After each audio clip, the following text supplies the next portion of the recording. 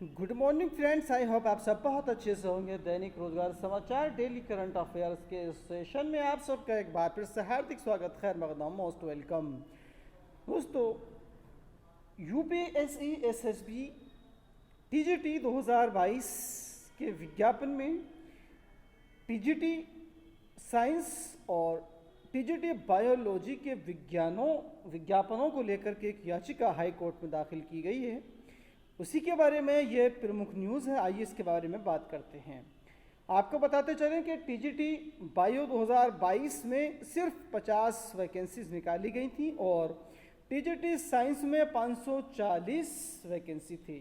अब high school में physics, chemistry और बायोलॉजी एक ही साथ होते हैं, एक ही जगह होते हैं, अलग से नहीं पढ़ाई होती है। तो यहाँ पर ये साइंस में ही शामिल है। तो टीजीटी बायोलॉजी के जो 50 पद अलग से निकाले गए हैं, देखा जाए तो ये एक तरह से गलत है, इस साइंस में ही शामिल होने चाहिए। तो एक तो वर्ष 2011 के प्रशिक्षित स्नातक शिक्षक टीजीटी भर्ती में जीव विज्ञान विषय के अभ्यर्थी 11 वर्ष बाद भी अटके हुए हैं और इधर वर्ष 2022 की टीजीटी भर्ती विज्ञापन में जीव विज्ञान के लिए सिर्फ 50 पद होने से नाराज अभ्यर्थी हाईकोर्ट पहुंच गए। याचिका में बताया गया है कि जब हाई स्कूल में विज्ञान विषय में ही जंतु एवं वनस्पति जीव विज्ञान की पढ़ाई होती है तो जीव विज्ञान का विज्ञापन भी विज्ञान विषय के तहत निकाला जाए। और अभी जो नया भर्ती विज्ञापन जारी किया गया है, विज्ञान विषय के लिए 540 व जीव विज्ञान के लिए 85 पद हैं। जीव विज्ञान संघर्ष मोर्चा के अध्यक्ष जितेंद्र यादव ने बताया कि कक्षा 9 और 10 में सामाजिक विज्ञान की पढ़ाई होती है।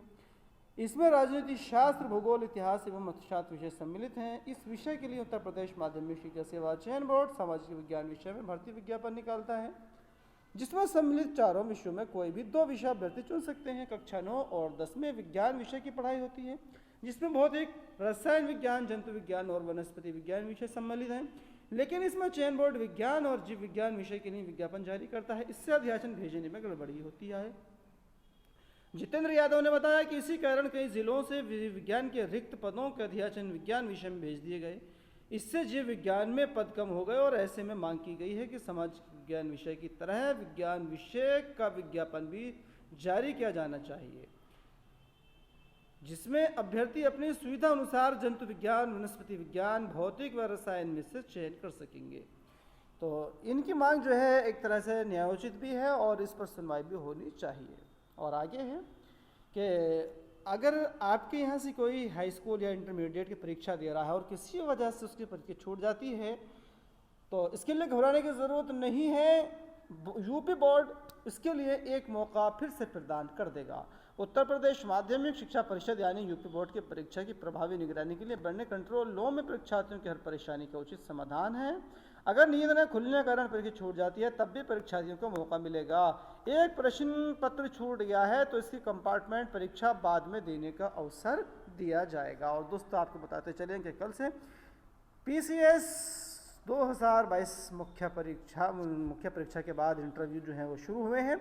तो पीसीएस साक्षात्कार में ऑपरेशन दोस्ती पर पूछा गया है कि सही है या गलत है। इसके अलावा कॉलेजियम से रिलेटेड प्रश्न भी जो है इस इंटरव्यू के अंदर पूछे गए हैं। ऑपरेशन दोस्ती के जरिए भारत ने तुर्की की मदद की। तुर्की वह देश है जो हमेशा भारत के खिलाफ रहा है। ऐसे में ऑपरेशन दोस्ती को आप सही मानते हैं या गलत? पीसीएस 2022 के इंटरव्यू में ऐसे ही कई सामाजिक एवं ज्वलंत मुद्दों पर आधारित सवाल पूछे गए। इसी क्रम में एक सवाल यह भी था कि कॉलेजियम व्यवस्था सही है या गलत? आपके हिसाब से क्या होना चाहिएगा? और ये देखिएगा किस तरह के प्रश्न जो है यहाँ पर पूछे गए हैं कि ऑपरेशन दोस्ती सही है या गलत है। इसका जवाब यह है कि यह भारत की नैसर्गिक संस्कृति के अनुरूप है। अपने शत्रु से प्यार करो, उसकी मदद करो, यह हमारा धर्म सिखाता है। हम मानवता की सेवा कर रहे हैं जो हमारा परम और प्रथम कर्तव्य है। सवाल पूछा गया है, ऐसे ही आप एसडीएम हैं और कोई आपके सामने किसी लड़की को छेड़ता है तो क्या करेंगे? क्या उसकी पहचान उजागर करेंगे? इस मामले में कानून स्पष्ट है। विशाखा एक्ट में प्रावधान है कि लड़की की पहचान उजागर नहीं करनी चाहिए। तो संविधान के संरक्षक के तौर पर काम करूंगा। अगर मैं अकेला हूं और छेड़खानी करने वालों की संख्या अधिक है और रोकने पर वे आक्रामक हो सकते हैं तो मदद के लिए दूसरों को बुलाऊंगा और तब तक उन्हें बातों में उलझाकर रोकने का प्रयास करूंगा। इसी तरह के जो सवाल हैं बीसीएस इंटरव्यू में पूछे जा रहे हैं, देखिएगा यहाँ पर आप इसको देख सकते हैं। अशोक और अकबर में किसे महान मानते हैं? महानता तो किसी चश्मे से नहीं देखा जाता। दोनों महान थे। अकबर ने भी हिंदू मुस्लिम एकता के लिए काम किए हैं, सामाजिक समरसता को लाने की कोशिश की है। अशोक ने युद्ध के बाद शांति की घोषणा की थी। तो इस तरह के सवालात जो हैं ये पूछे गए हैं इंटरव्यू के अंदर। और यूपी के मदरसों में घट गए हैं 2.5 लाख विद्यार्थी। यूपी के अनुदानित व मान्यता प्राप्त मदरसों में पढ़ने वाले विद्यार्थियों की संख्या पिछले 8 साल में करीब 2.5 लाख विद्यार्थियों की तादाद घट गई है। जी हाँ।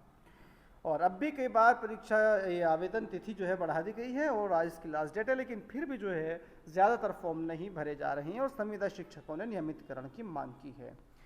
और विशेष सुरक्षा बलों में कांस्टेबल के 1145 पदों पर भर्ती होगी। अलग अलग रैंक के 5124 पद सृजित हुए, तो मुख्यालय के लिए 87 भर्ती 5 कंपनियों में बनेंगी।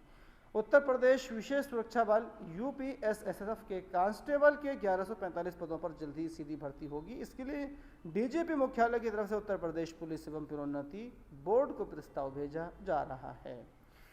और केंद्र सरकार ने साफ कर दिया है कि पुरानी पेंशन योजना को लागू करने वाले राज्यों को एनपीएस में जमा पैसा नहीं दिया जाएगा।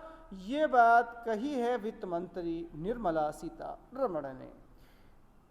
पुरानी पेंशन योजना ओपीएस को लागू करने को लेकर छिड़ी बहस के बीच केंद्र सरकार ने सोमवार को एक बार फिर स्पष्ट किया है कि नई पेंशन योजना एनपीएस के तहत जमा राशि राज्यों को वापस नहीं मिलेगी। वित्त मंत्री निर्मला सीतारमण एवं वित्त सचिव विवेक जोशी ने कहा कि अगर किसी राज्य को यह उम्मीद है कि एनपीएस में जमा पैसे उन्हें वापस मिल जाएगा, तो मौजूदा नियमों के तहत यह संभव नहीं है और ओपीएस 5 राज्यों में लागू, यानी कि ओल्ड पेंशन योजना 5 राज्यों में लागू कर दी गई है। तो दोस्तों इस वीडियो में इतना ही। वीडियो अच्छी लगे तो लाइक कीजिएगा, शेयर कीजिएगा, साथ ही इसी तरह की दूसरे अपडेट्स पाने के लिए चैनल को सब्सक्राइब करना ना भूलिएगा। Thank you.